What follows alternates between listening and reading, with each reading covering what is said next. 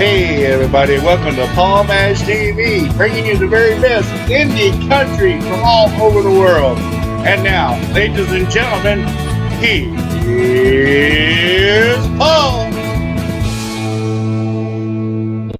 Well, hello there, and welcome to Paul Mash TV. This is Paul Mash, of course, and we're glad that you could join us again for another episode of our show.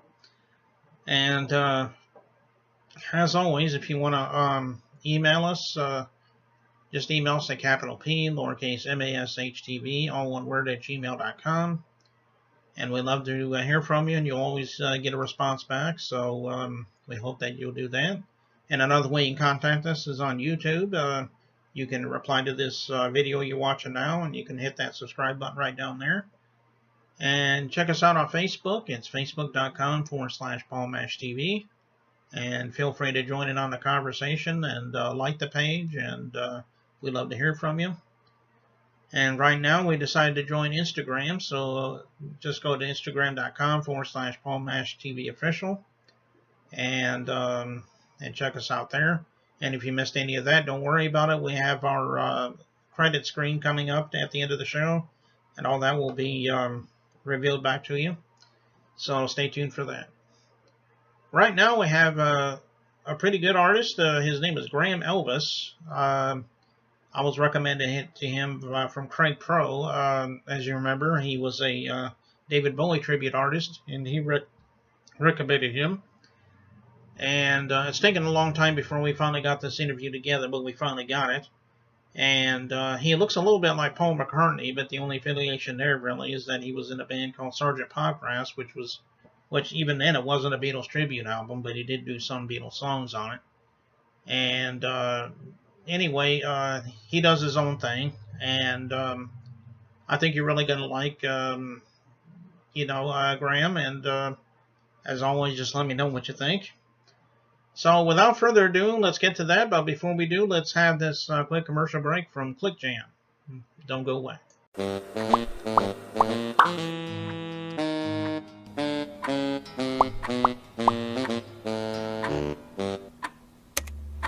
Does anyone know where Lou is? Anyone?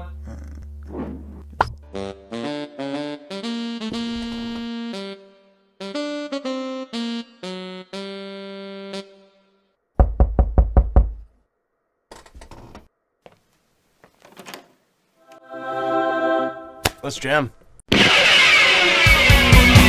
fabulous nobodies, doing for the crushed and the broken hearted.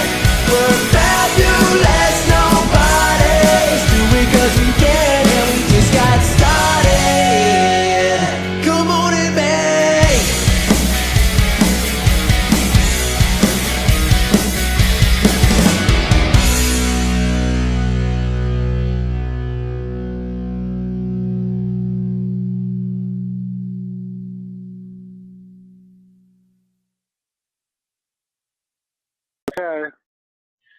Well, hello everybody, and welcome back to Paul Mash TV's interview section of our show. And with us right here we have Graham Elvis. And even though I know he looks like Paul McCartney, he doesn't really affiliate with it, other than the fact that he was on a group called Sgt. Popgrass, which had a little bit of a Beatles thing, but it wasn't all that big deal. But anyway, we're glad to have you on the show, Graham. Well, thank you, Paul. Well, you and I have been trying to get this together for some time now, and we finally have it together. And here we are, live, coming from Chicago.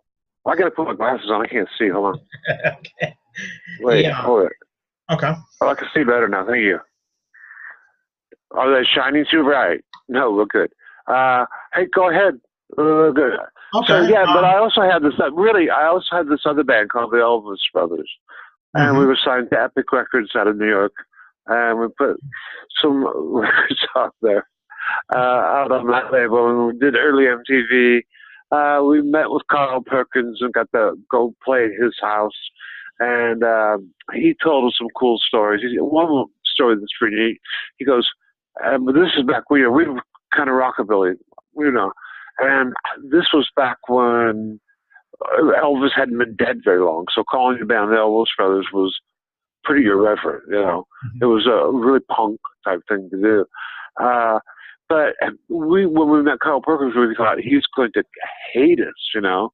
But the opposite happened. He really, really took a liking to us. He says, well, you know how you see people walking around with their collars up, you know, like this, you know, and trying to be cool with their collars up. He goes, well, Graham, do you know why Elvis did that? And I was just going, you know, I didn't know. I go, no. He goes, Elvis wore his collar up because he had acne on the back of his neck so bad that he pulled his collar up because he was afraid the girls would see it. And he was on, and he'd walk by Carl Perkins and go, Perkins, is it showing? It was showing, man. You know, where did his acne was going to show. So Carl told me that at sound check.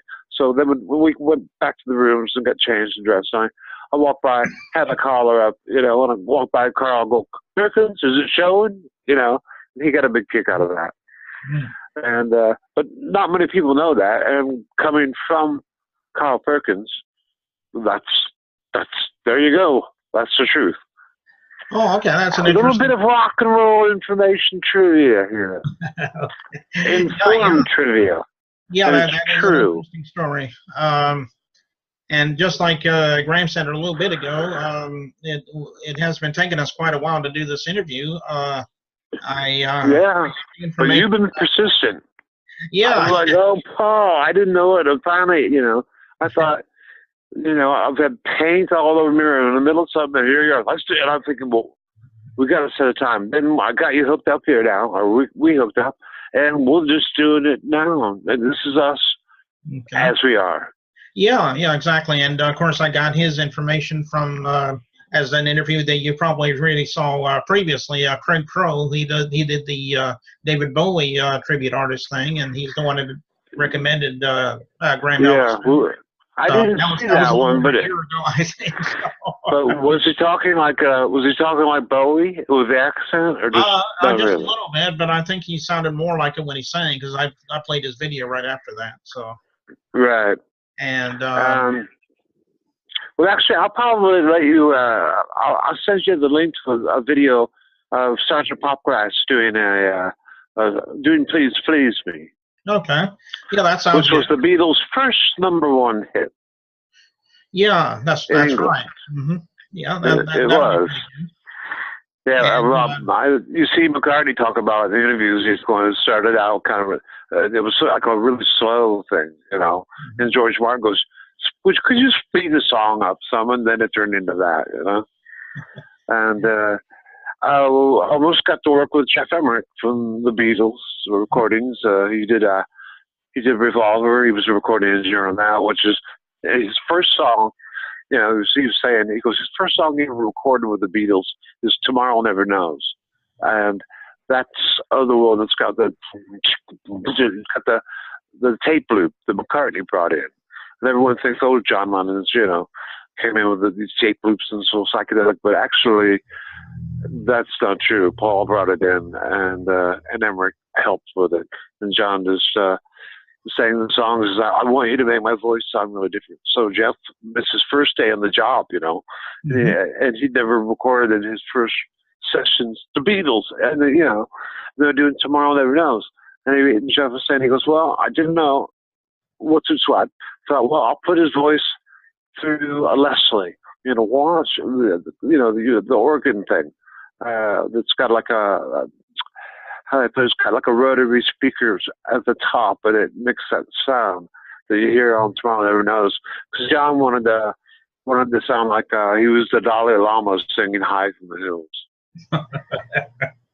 Yeah, and then when he did it, all the Beatles freaked and thought, "Oh my, we've got," you know, and he got this great kick drum sound because back in those days, at EMI, because the pressure from a kick drum or a bass or you know something too loud will blow the diaphragms in the microphones out. If you get too much, it'll blow them out. And there was a rule that you could not place a microphone too close to the kick drum. It must be 5 inches away from the front of a kick drum head. Well, Jeff didn't realize, he didn't know it, so he stuck the microphone in the kick drum, put it in the pillow, and got this awesome kick drum sound.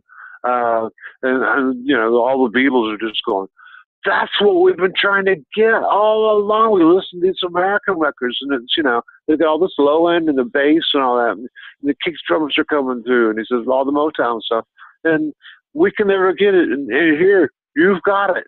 You're the man. Mm-hmm. Then he went on to record Sgt. Pepper, of course.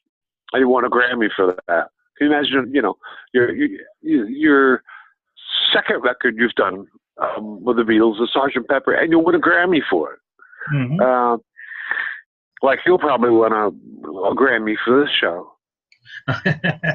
Well, I don't know about that. I mean, I would hope so, but who knows? I'll vote for you.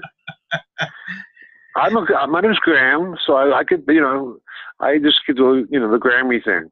Well, Grammy voted, like Graham, he voted, you know, Grammy voted, so it's okay. Mm-hmm. Well, why don't you tell me a little bit about some of the artists that influenced you in your life? Do you have any? Oh, well, it's just like everyone else. So there's the Beatles, and they're like way up there.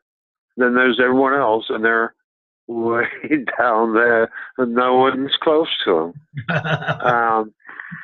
I mean, Steve Van Zandt, I think. He went that underground thing, and he goes, he changed. You know, whenever they asked for his birth date, he puts down February 9th, 1964, as the day that he first, you know, the Beatles run Ed Sullivan, and I know a lot of musicians who do that. You know, so when were you born? You know, and it didn't matter when they were born. I was born February 9th, 1964. But the Beatles were nervous, but they had been all through 1963. They were going into '64. They'd already become huge stars in England, and you know the Beatlemania thing would happen. So by the time they got here, them doing the TV shows and being good on the shows and all that, they were pretty good at it, you know, and they were pretty confident that they would do good. And they said a lot of other English bands that tried to come over to the States and only did so. But the Beatles says, well, we're not going to America until we've got a #1 hit. And it was really, you know, are you guys crazy? And nobody stuck to it. Finally, I Want to Hold Your Hand goes #1. They're on the Ed Sullivan show that Sunday night, and Monday the world had changed. And it had. You know, it changed in so many ways. Well, you had mentioned a few minutes ago about how you were recording under a record label. Did you make any albums while you were under that record label? I assume you did. Yeah, we got to make our first record at the New York's most revered recording studio called the Power Station. Tony Bon Jovi built it in the late '70s, and we recorded the first record there. It's like if you look up the Power Station in New York City, and it's like the most. We didn't know it at the time, you know, but Tony was, you know, Tony Bon Jovi is John's Bon Jovi's cousin, and even though Tony spells his name the Italian way, John he's legally spells it the Italian way, but he put the J in there, figured because nobody was going to pronounce Bon Jovi. Bon Jovi, you know. But Tony was a producer. He also produced the first Talking Heads record. He did first Ramones record. So we were in pretty good shape, and because he was the owner, we got the best of everything. And it was funny. We would record from 11 o'clock in the morning until 6 at night, and then every night at 6 o'clock, Bob Dylan would walk in and take over the studio, and they'd just switch all the gear out and then set it back up for us the next morning.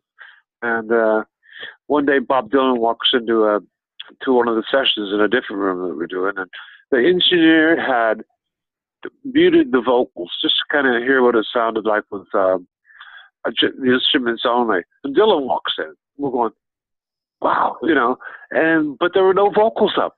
And Bob came in and he listened for a while, and he just kind of looked kind of a little confused, and he just shook his head and he walked out. He goes, listen, I don't understand. Doesn't anybody have words anymore? And as he's walking out the door, I'm going, but Bob, the times they are changing, And I don't know if he heard me or not, but he was pretty cool. And Bowie was around there. We got who else? We got to see the Supremes, Diana Ross, having just a fit, get really, really mad on the because there wasn't cell phones back then. So if you wanted to talk on a telephone, you had to come out of the reception area. So she walked out of her studio, and we're sitting there in the reception area, and she goes off, is really mad at somebody about not taking care of her kids right. And whoa, she went just berserk. One foul mouth, every foul word that you could possibly scream and yell at someone came out of her mouth. Then she stormed back into the studio, and our jaws were going, we couldn't believe it. When we were going, oh boy, we wouldn't want her mad at us. And then her assistant comes back out. Miss Ross is having a bad day. You'll have to excuse her. And we're going, no, you're kidding. So that was the first record. Then we did the second record with Adrian Blues, producer. And Adrian's played with David Bowie. There's been a Talking Heads, Tom Tom Club, King Crimson. He's played on the Paul Simon record that was sort of graceful. He a ton of things, He's we did that record with Adrian at the Record Plant in Los Angeles, and that was fun. And then I spent some time in Nashville, and we got to we met Dolly Parton. That was pretty cool. Dolly's like, you could be having the worst day in the whole world. Like your house is burned down.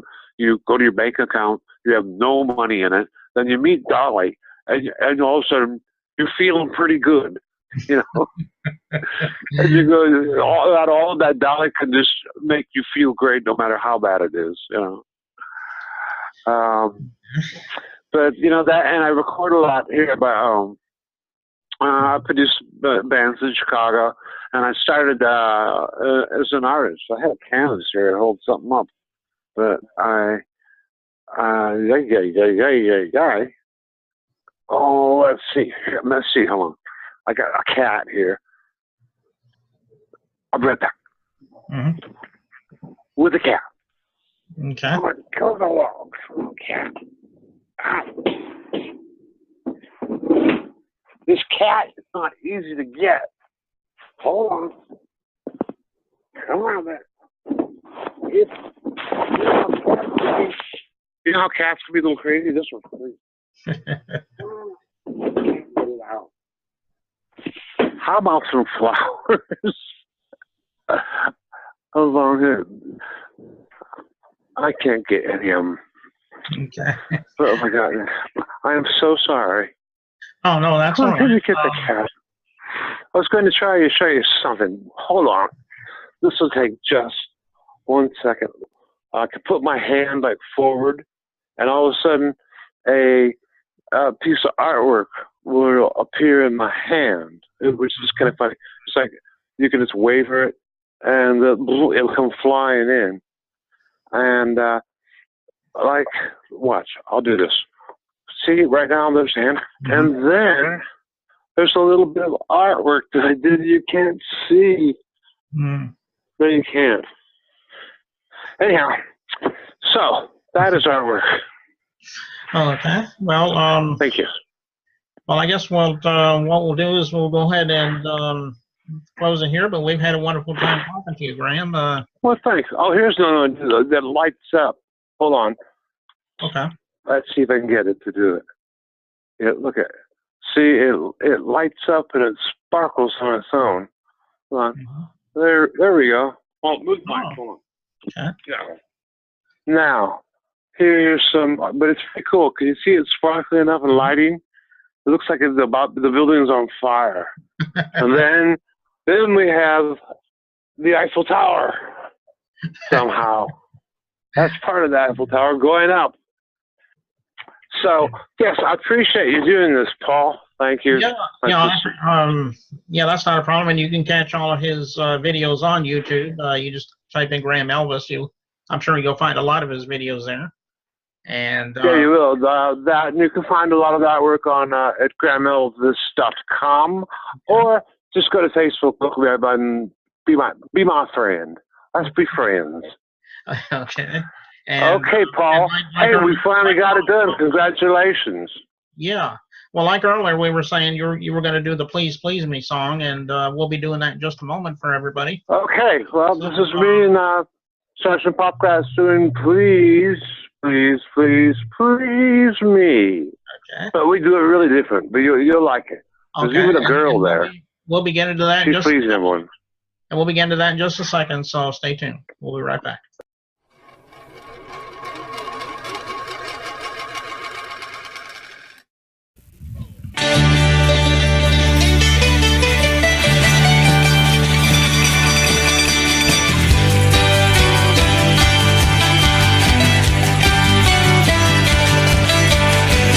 Last night I sent these words to my